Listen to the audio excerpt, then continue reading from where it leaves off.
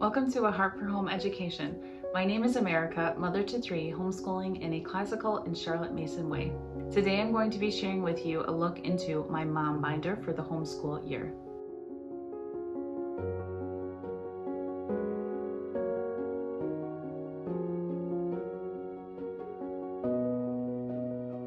So I recently shared a video about some of my homemaking tips before starting the homeschool year, and I asked if anyone would like to see the mom binder that I was putting together, and it was a resounding yes. So I have put it together.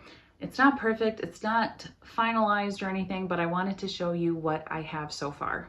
So I love my notebooks. I use tons of notebooks, but this I like to have as a way to put lots of different ideas into, and I don't have to worry about what order I'm doing these sheets in. Once an idea pops into my head, I can add it to this binder under the tabs accordingly. There's still some things I would probably like to add as we go along, but this is a good start, and I think this will get me started in the homeschool year. Now, I mentioned this later, but this is not my logbook. This is not how I'm keeping track of our studies, but it has some homeschool elements to it and a lot of homemaking elements and some other culture elements as well. So without further ado, let me show you what is in my mom binder. This is the binder that I'll be using for my mom binder command center. This is going to be a cross between homeschool, homemaking, and some of like my YouTube and co-op work. I plan to have one afternoon a week available to work on just homemaking things and homeschool and things like that. So I wanted a place to put everything, and that way I can just bring this binder and probably my logbook. This is not my homeschool logbook. I have ordered that from a separate company, and that's just a totally different system that is going to be keeping track of our daily schoolwork. This is more for the home and for a wide view of homeschool things. So this is the opening page. I decided to put a quote down here from Teaching from Rest, which is just a fantastic read that I think that every homeschool mom should read before the school year begins. So it says, "We are doing the small, difficult tasks day by day, one stone at a time. The cathedral builders toiled for years of their lives without knowing whether they would see the finished cathedral, the holy place to which they had given their lives. A homeschooling mother acts on similar faith, adding one small brick at a time, wondering if it makes a difference. If anyone will ever notice, if those small quotidian tasks will ever add up in a meaningful way. No task is too trivial, no assignment too small.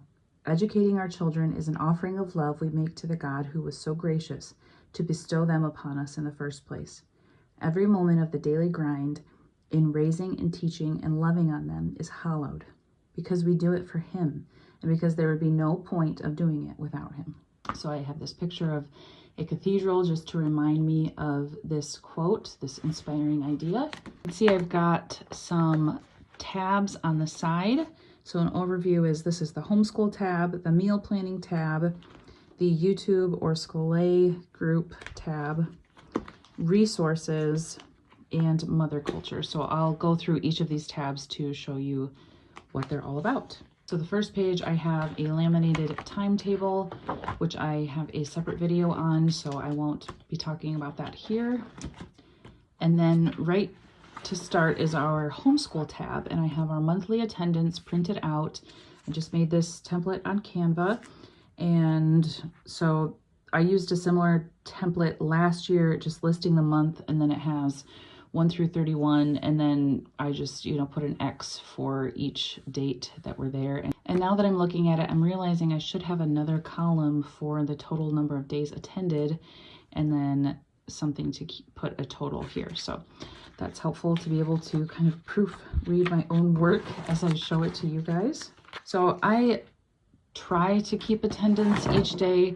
I'm not super great at it, but I can. Sometimes if I've forgotten to take attendance, I can look at my phone and look at the calendar and see the dates that we have done school. Like, oh, yep, this was a normal week. We did school every day.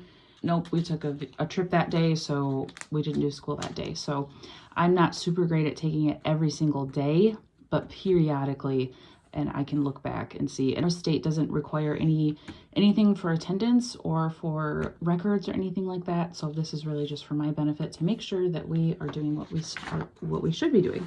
And then here is kind of our course of study. And I will be talking about this in our timetable video. So I'm not going to talk about that here, but I left this unlaminated so I can go throughout the year and kind of check things off, cross things off, kind of edit it. And then this is a more boring version of the timetable, but I plan to use this as more of our living timetable. Each week as I'm doing my check-ins with this binder on my kind of work day, I'm going to just assess and make sure that this timetable is working for us. And I let this one unlaminated so that I can take notes throughout the week, like, oh, there's not enough time for this, or we keep forgetting this, or whatever it is that I want to keep notes on and maybe change. And so if I keep coming back week to week seeing like we are not getting to our copy work at this time, then there's some adjustments that need to be made. So I just wanted a blank one so I can kind of keep notes on it. This is a different day, but I've added a couple more things to the binder. I've added a sheet for recitation ideas just as they come to me to put them here, and that way I can better plan out our recitation. Then I added a page for books that I may still need to purchase or get from the library. So I've got a column for the book, the author, and then whether I need it from the library or to buy.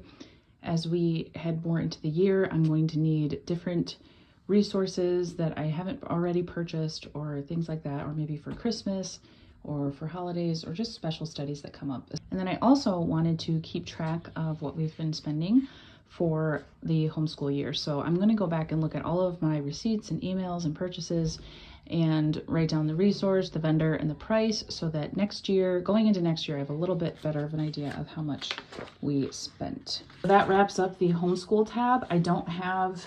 I'm not sure what else I should put in there because my logbook has a lot of day-to-day homeschool things in it. So I don't feel the need to have so much in this binder. The next tab is meal planning, and I made these. This is not my handwriting, but I made these with my little label maker that my husband got me for Christmas. So here's meal planning. I have what I showed in my homemaking video. I have our list of favorite meals. So I plan to do a lot of meal planning or grocery shopping the day that I have my mother's work day that the children are at co-op. And then so these are the same as what I showed you, but I printed off probably 10 copies so that I just have them ready to go. I don't have to open my computer and print the document. I have them ready to go for at least the first term, and then I'll have to replenish. And then the same thing with the grocery list is I just used a little sheet protector, is that what they're called? And I inserted about 10 of those so that I don't have to worry about opening the computer and getting distracted and printing these off, and then it inevitably turns into me finding something else to work on. So I wanted these all to be accessible right here in the meal planning part. I have added this deep cleaning list. So this has different zones. So kitchen, bathrooms, living room, bedrooms, spring cleaning, outdoor areas / summer. So this has different things to be done.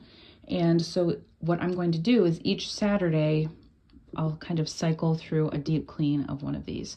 So if we're having a Saturday that we're home, then I'm going to do these deep clean items first. And then the next week I'll move to these items, and then these, and then these. And then these two are kind of larger throughout the year. And then to go along with that, I created this home projects list so that I can just kind of organize like, oh, I want to hit this area this month, or whatever it is, home projects, renovations. My husband just finished up doing a renovation to our schoolroom that I can't wait to show you guys, but we also have a couple planned for this coming fall and winter. So this is just to keep track of those things and to kind of map out and see what months are a little bit busier, what months we should maybe not do a project, and things like that. I'm happy to say that this is going to be available in my shop with digital downloads. It is through PayHip.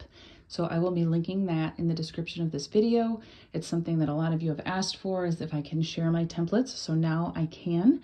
So since it is a new project for me, please let me know if there is anything wrong with the process, because I'm just learning about this process. I've tested it out. My husband has tested it out, but just let me know if it's not working for you. But I think it will be a great way to share a lot of these resources with you guys. In the YouTube tab, I just have this one organizer. I'm not sure what else I'll be adding here, but it's just a video organizer. So I hope to plan out my videos for each month, just with 3 or 4 video ideas for each month. If you guys have any other video ideas, please let me know. I'm always accepting this video ideas. And then this one is resources, and I'm not going to spend too long on this because a lot of these resources are from, I'll stay open on this one. A lot of these resources are from Autumn Kern's Patreon group. It's not a Patreon, I think it's a Mighty Network, but a lot of these resources are the ones that I've printed off from her group. She has a lot of great resources, and so I want to protect her work there. But this is what this area is for, printing off some of the coursework and things like that. I also have a couple of things from the CMEC in here, some things that I printed off before our membership expired, some articles, some PNEU articles, things like that. This is the sample book list from Hillsdale, so this is free, so I'm not sharing anything I shouldn't. So I have collected, like this has John Senior's 1,000 Good Books list. This has a lot of different book lists in it that I've collected from Ambleside Online and various places like that. So I wanted them all in one place that I can reference and look at. But if you are not a member of Autumn Kern's Mighty Network, I think it's called Common House, then I would highly recommend that, because I've used so many of her resources. I believe it's only $11 a month. I could be wrong. I pay a little less than that because I joined before some of the price increases. So there are so many resources. I'm using her template for my logbook that I've printed out. It's just an invaluable resource and lots of great community. I don't have other social media other than, of course, YouTube, but I don't have Facebook or Instagram or anything. So I'm not a part of any homeschool groups. That is my homeschool group. That's where I can ask curriculum questions and things like that. Also, in the homeschool resource tab, I've added this first day of school interview that I plan to do with each of the kids. And what I did was printed off, I don't know how many, 10 or so that I'm keeping in here for future years, because I know that it will be difficult to remember where I got these from. So, and hopefully on the last one, I can make copies or move on to a different format or something.